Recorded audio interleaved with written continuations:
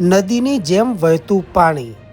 આ કોઈ નદી નથી, કોઈ રણ નથી કે કોઈ દરિયાનું પાણી નથી, પરંતુ આ પાણી વાવ તાલુકાના માડકા ગામમાં વહી રહ્યું છે.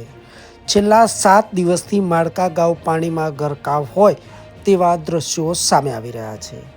અમે તમને અવકાશી દ્રશ્યો બતાવી રહ્યા છીએ. આ તમામ દ્રશ્યો ડ્રોન દ્વારા શૂટ કરવામાં આવ્યા હતા અને સરહદી સુઈગામ વિસ્તારમાં વરસાદે વિનાશ વેર્યો હતો. તે બાદ અનેક ગામો પાણીમાં ગરકાવ થઈ જવા પામ્યા હતા. જ્યારે વાવ તાલુકાનું માડકા ગામ પણ આજે 8 દિવસ બાદ પણ પાણીમાં ગરકાવ જોવા મળી રહ્યું છે.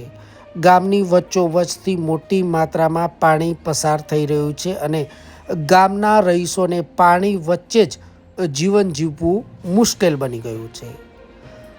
ગુજરાતના મુખ્યમંત્રી સહિતની ટીમ આ ગામમાં આવી હતી અને લોકોને પાણીના નિકાલ માટેની આશ્વાસન પણ આપ્યું હતું, પરંતુ આજે 8 દિવસ બાદ પણ આ ગામ પાણીમાં ગરકાવ છે અને ગામની ચારે તરફ પાણી જ પાણી જોવા મળી રહ્યું છે. ગ્રામજનોને પાણી વચ્ચે હવે જીવન જીવવું મુશ્કેલ બની ગયું છે. 8 દિવસ પહેલાં ભયાનક પૂરે કેટલાય ગામો પાણીમાં ગરકાવ કરી દીધા હતા. જ્યારે વાવ તાલુકાનું માડકા ગામમાંથી મોટી માત્રામાં પાણી પસાર થયું હતું અને તે પાણી આજે પણ પસાર થતું જોવા મળી રહ્યું છે. 8 દિવસ વીતવા છતાં ગામમાં પાણી ન ઓસરતા લોકોનું જીવન આજે પણ અસ્તવ્યસ્ત જોવા મળી રહ્યું છે. સૌથી મોટો સવાલ એ છે કે આ ગામમાંથી પાણી ઓસરશે ક્યારે?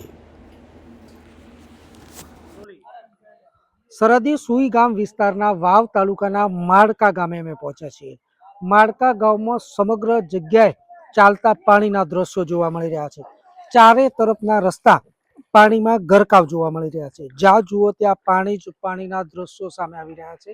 અહીંયાથી લોકોને પસાર થવું પણ ખૂબ જ મુશ્કેલ બને છે. લોકોને વાહન લઈને ચાલવું પણ ખૂબ જ મુશ્કેલ બને છે. છેલ્લા 7 દિવસથી આવી જ રીતે પાણીનો પ્રવાહ અહીંથી પસાર થઈ રહ્યો છે.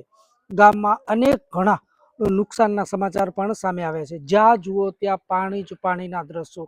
અમે તમને જે ચાલતા પાણીના દ્રશ્યો બતાવે છે, કોઈ નદી નથી, પરંતુ ગામની વચ્ચોવચ્ચથી પસાર થતું પાણી છે. આ માડકા ગામનું પાણી જે છેલ્લા 7 દિવસથી પૂરા ગામને કમરોળી રહ્યું છે.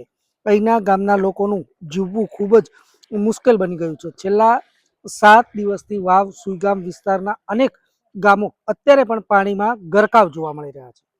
Suresh Galchar, DNR news, માડકા.